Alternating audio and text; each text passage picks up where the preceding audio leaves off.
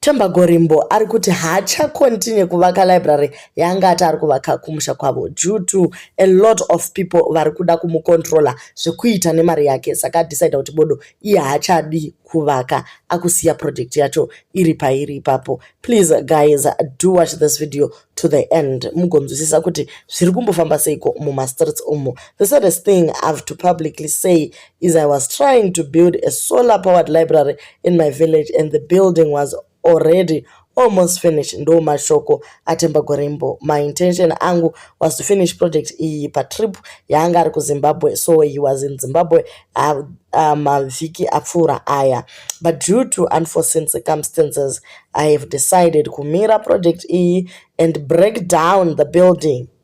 Kwete kungomira koga asi kutoputsa building racho. Many kids were going to benefit from this project and I ndinorwadziwa zvikuru about decision iyi, but unfortunately ndizvo zvandinotofanira kuita so that I can get peace, because I cannot continue with dealing with what I deal with behind the scenes.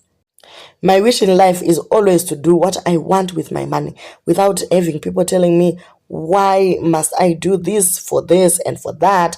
I do what I want when I want. I try not to belong to anyone because zvino create entitlement and I have to fulfill certain obligations that aren't even my responsibility. I just like to do my part where my heart desires. I didn't want to put this publicly, but I have to, because I also publicly posted about the project.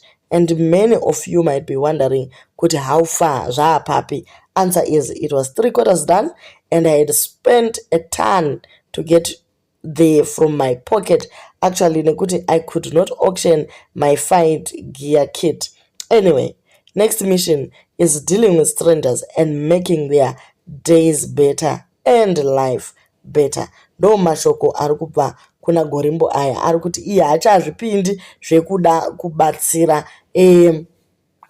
Ataura mashoko aya from a sad place mumwoyo make. Ukaona munhu anga amboti ari kuita project akaipusha and aya 3/4 done obva ati ndoda kuidhiriza.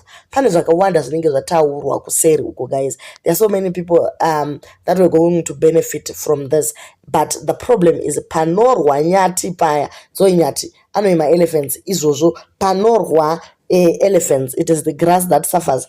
Iko zvino vana ava ndo vachasara vasina access to library. Library yoyo yanga ichavapa a head start mu life. You understand? Vakugona kuverenga, vagowana kupasa chikoro, because vanenge vari kuma rural uko kune technology show man. Muri kuunderstand? Kune zvinhu zvamakala chichi vanogona kubatsirika from that library. But anyway, he has decided andichade zvikuita, and ezvistogoti chiko guys imari yake ka. Dambudziko riripo nderekuti kuZimbabwe, Zimbabwean communities, we have so much hate. Munhu akaedza kutiitira something tinoda kubva tada kuisawo 2 cents 3 cents dzedu. Isu mazuva edu taizodai, isu mazuva edu taizodai. Sekana vari vechikuru hatitotauri. Kana mazuva enyu maidaro, komakaregereiko kutiitira zvakanaka. Vazhinji vauya manetizens vakati vedu veka usadaro. He was obviously forced to sort of make it like it's a ZANU-PF initiative. Ndevamwe vavo vane mafungiro avo, hatingarambidzi vanhu kufunga zvavanoda, but vari kuti ivo obviously he was forced to make it ZANU-PF. Vamwewo ndokuya vachiti, brother, but if you were doing it for people who aren't in any way limiting or resisting you to do it, then why are you simply giving up on it? Sometimes learn to fight on doing the right thing regardless of who's trying to do you wrong, but for the sake of those who deserve your righteousness.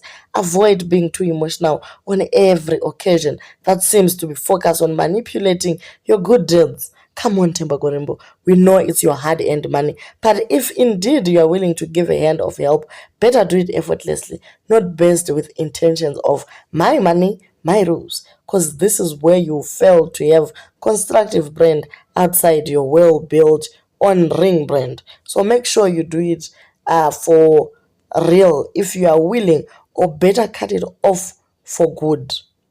Mashoko makukutu aya kuri kunzi toziya kuti imari yako, but kana wanga wati wewe vanhu havari kubenefita. And actually he said it nemuromo wake kuti vanhu vanga vachizobenefita paproject iyi havasi kumboramba veduwei, vari kutoedzawo kuti zviite. Kana kuchida kundosundwa bhara vanoenda vonosunda bhara, kana kuchida kundodiridzwa nemvura vanosvikawo nemvura vachiswerawo varipo vadhara vemuraini. Zvino kana munhu akasvika kati hai mari yangu madhara obva atanga kubvisa chidhina brick by brick achiisa pasi, something that is 3/4 done, you are just left with one last move, maybe to finish, kugadzira matiles, kudididi, just mafittings, and then you're done. Then all of a sudden you want to destroy it. Vanhu havazozvioni semaonero auri kuita. Turn it into your private preschool or your shop next time. Come to strangers here in Binga. We always travel 30 kilometers kunoona mechi yako pa TV kumagrosa. Uya ungotisira TV padhuze pane kuramba uchiita zvauri kuita ikoko. It happens to us, brother, as students we decide to build a clinic at our home township in Rimba, Kumboma uko. I was the spokesperson for the team. My parents started to be harassed and people saying a lot. We consulted council, they refused. Our parents are walking long distances to find a clinic. Politics is disturbing development in our country. Unotoitwa mupanduki trying to help them build the country. Zvese zvinotoda ivo vaise pamberi vokudya iwewe vachiita zvisiririzvo. But guys, takanzi isusu nemukuru wedu nyika inovakwa nevene vayo, tisu vene venyika ka takuuya tichiti ngativakei my library. I am sure havasirivo vari kuti stopa. But anyway, I might be wrong. Please do leave your comments on what you think. Kuti ari kureva ani apa. I know ZANU-PF chiefs and MPs are to blame because they saw you as a threat to their power. Anyone who becomes more popular than the ZANU-PF sheriffs will be sabotaged. Berekunonzi ZANU-PF ngaribviswe mazino as soon as possible. Tisati tarumwa tese tikatyiwa tikapera. Manetizens ka muchandisungisa imi. Asi nini, please don't shoot the messenger. Ndiri kukupai comments enyu amanga muchikanda. Kune vanhu vasingadi kubudirira kwenyika vanoti dai zvaitwa nesu chete, vamwe vachiti dai atipawo mari nekuti tisu vakuru, akasadaro tozvidira jecha. Pati vanhu ivava vanoroya kudarika varoi chaivo usiku. Ini am from Gokwe and I was proud of you kuti Themba uri kuitira nharaunda yako zvakanaka zvisinei nekuti handina benefit kwazviri. Zvinhu zvinofadza chose zvawanga watanga izvi, asi zvinovengwa nevaroi chete. Mwari ngakukundise pazvinhu zvakadai izvi. Varoi nezita raJesu havana simba pachose chakanaka chingaitirwa ani nani zvake. Takakuudza kuti ava vanhu zviororo, anti-development to the core they are. Sora hako, you tried your best. Please don't stop helping your villagers silently through those you can trust, even through local NGOs, especially some basic needs to your local health center.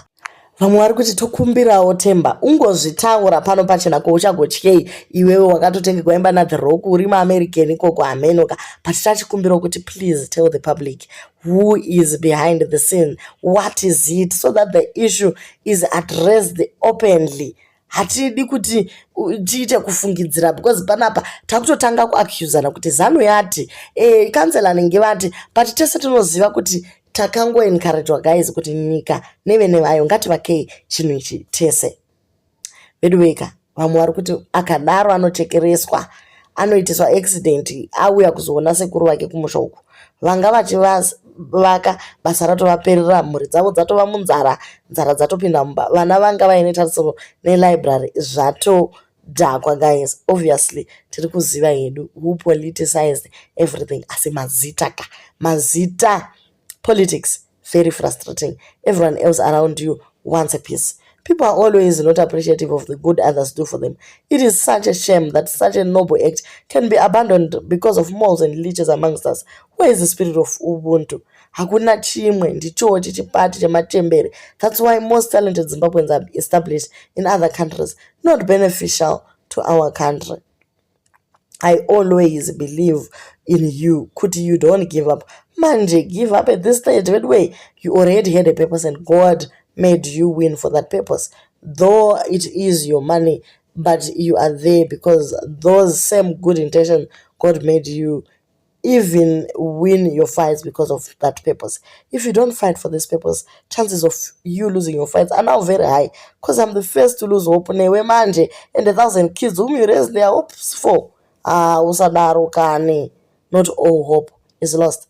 My dad would usually buy groceries for everyone in our village. Every time he goes home, you can try something like that. Mukuru vouchers for the people. You can still help them that way.